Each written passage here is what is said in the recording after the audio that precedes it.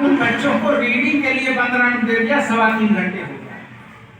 तो आप अपनी जो एग्जाम फोबिया है, जो फियर फैक्टर डेवलप होता है, उस फियर फैक्टर तभी खत्म होगा जब कॉन्फिडेंस आ जाएगा। और कॉन्फिडेंस तब आएगा जब हमारे लिए सारे सवाल हमें याद होंगे, हमें वो सारी चीजों का नॉलेज होगा। पहले तो गेन नॉलेज, जब नॉलेज होगा तभी हमारे अंदर वो फियर फैक्टर खत्म होगा।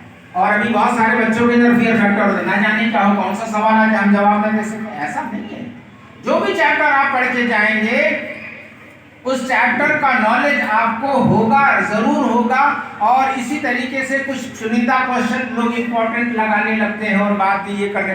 तो इंपॉर्टेंट लगाने का मतलब ये हुआ कि आप विद्या या विकास जो भी आती है, टेस्ट पेपर आते हैं, वो किसी टीचर को देख करके और फिर टिक लगा लेते हैं फटाफट सब लोग। और वो भी जो रिलेटेड पर्सन है वो भी टिक मजे से जैसे भी पाता लगा देता है और आप उसी लकीर पर दौड़ने लगते हैं।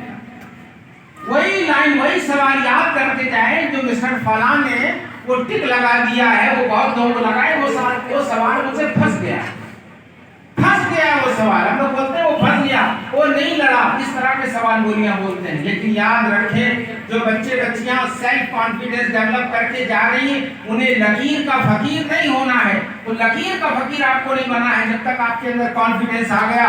आपने पूरी चैप्टर, देखिए पहले नॉलेज गेन करने का टाइम था, आपके पास 7 चैप्टर थे, सातों आपने स्टडी किए थे प्रॉपर्ली। अब जाहिर है कि लास्ट में उसको समराइज करके ताबीज बना लेते हैं और उसके बाद आप उसी लेवल पर चलते हैं। लेकिन आपने कुछ भी नहीं पढ़ा है, आपको कुछ भी ज्ञान ही नहीं कि सोशल साइंस क्या होती है, मैथमेटिक्स और इंग्लिश के सब्जेक्ट क्या होते हैं, आपको कुछ पता नहीं है, तो निश्चित रूप से लास्ट में जब आप टिक लगाएंगे तो वो भी याद नहीं होगा।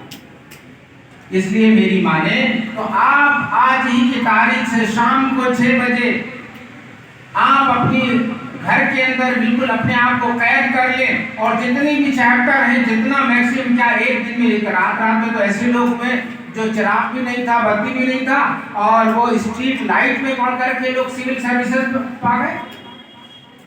आप भी सिविल सर्वेंट बन सकती हैं। आपके अंदर सपना बड़ा होना चाहिए, कॉन्फिडेंस लेवल बड़ा होना चाहिए। आप भी आईएएस निकाल सकती हैं, अभी आईपीएस। इस गोरखपुर की जो सब मैं उसकी कहानी बता दूं, गोरखपुर की वो पहली ऐसी महिला, वो पहली ऐसी लड़की जिसने अहमद जमाल ने अभी 2 से 3 से 5 साल हो रहा था करीबन, उस पर भी अभी शादी में कल मुलाकात हुई थी उस लड़की से, उसने पहली आईपीएस गोरखपुर का निकाला अहमद जमाल ने। और वो है कौन? हमारे कॉलेज के मौजूदा ज्वाइंट सेक्रेटरी हसन जमाल और बबुआ भाई, जो बहुत बड़े बिजनेसमैन हैं, लेकिन एजुकेशन के मैदान में उनका कोई रोल नहीं। उनकी बीवी, उनकी वाइफ आई थी और जब वाइफ आई तो पता चला उनको भी इंटरमीडिएट पास थी। उस जमाने में इंटरमीडिएट वो पास थी। इंटरमीडिएट से क्या होता है, फिर पता चला कि कुछ नौकरियां निकल रही, उर्दू टीचर की भर्ती निकलने लगी। उन्होंने बीए कर लिया और बीए करने के बाद उन्होंने बीएड भी कर लिया और उसके बाद इसी 5 सालों में वो महिला पढ़ती रही और पढ़ने के साथ साथ उसकी नौकरी, यही एक गांव पड़ता है गुनगुन कोठा, और फिर वहां उसी में उनको प्राइमरी टीचर बना दिया गया और वो हेड मिस्ट्रेस इस वक्त मौजूदा है। लेकिन वो शादी के बाद उनका कितना बड़ा रोल था कि वो एक हेड मिस्ट्रेस बनी और उनके 7 बच्चों को आप देखें, जिसमें से 4 गायनिकोलॉजिस्ट हैं। 4 एमबीबीएस नहीं, एमबीबीएस के बाद एमडी। और वो सारी जो है वो महिलाओं के जो भी रोग होते हैं उनको गायनिकोलॉजिस्ट कहते हैं। वो सारी की सारी लड़कियां एमडी बनी और एक आईपीएस बनी, एक लड़का वो भी एमबीबीएस बना। 7 के 7 लालो मोहर उन्होंने पैदा किए। अब जाहिर है कि एक प्राइमरी अध्यापिका जो अपने घर के अंदर मौजूद रह करके और कोई उसका बैकग्राउंड नहीं, वो लड़की, वो महिला जाकर जिसके 7 बच्चे बड़े बड़े कामयाब गायनिकोलॉजी में आईपीएस भी भारतवर्ष को दिया, इतना बड़ा काम किया। इसी आपके खूनीपुर का क्या माहौल होगा आप बताएं कि दरअसल कि आप लोग माहौल के मोहताज नहीं हो सकते कि आप माहौल, मेरे यहाँ माहौल नहीं पढ़ने का, एक बहुत बड़ा रोना रो देते हैं कि साहब मेरे यहाँ कोई माहौल नहीं है, लोग शोर करते हैं मोहल्ले का। अरे माहौल हम बनाएंगे। बनाएंगे, हम अपने आप को ऐसी कुर्बानी देंगे कि हमसे माहौल चलेगा। लोग कहते हैं ना, लोग जाके उनके बगल में फोटो खिंचवाते नहीं, हमारे पास लोग आएंगे और हमसे कहेंगे आप मैं आपके बगल में खड़ा हो जाता हूं। ऐसी पर्सनालिटी बनाइए, ऐसी पर्सनालिटी डेवलप करिए कि आपके बगल में लोग खुद खड़े होकर के मोहताज हो जाएं कि आइए हम आपके बगल में फोटो खिंचवाएंगे।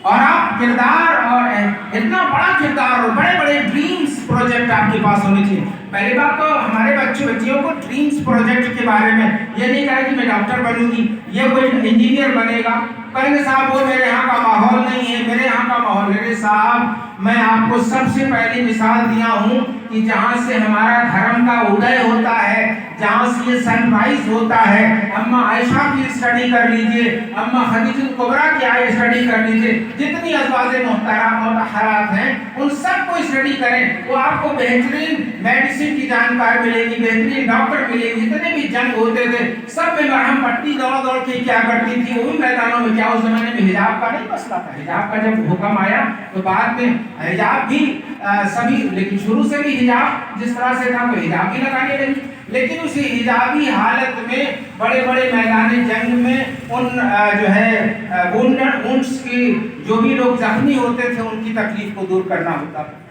तो आप कहेंगे साहब आज के दौर में हम तो बिल्कुल निरी प्राणी, मेरे अब्बा के पास पैसा नहीं है, हमारे अब्बा के पास ये नहीं, जितना रोना है वो सारा गलत है। अगर आप अपने कॉन्फिडेंस लेवल को डेवलप कर लेंगी और याद रखिए आज शाम से बैठ जाएंगी तो ये इम्तहान ही नहीं, जितने आने वाले इम्तहान हैं, मैं कह रहा हूँ खुदारा वो सारे इम्तहान में आप कामयाब होती चली जाएंगी इंशाअल्लाह ताला। सारे इम्तहान में कामयाब होती चली जाएंगी। आपके अंदर कॉन्फिडेंस लेवल डेवलप होना चाहिए। जिस बच्चे के पास कॉन्फिडेंस नहीं, बड़ा बड़ा प्रोजेक्ट ड्रीम आपके पास है, अरे यार कुछ नहीं हमारे पास, तो ख्वाब तो देख सकते हैं कि IAS बनेंगे।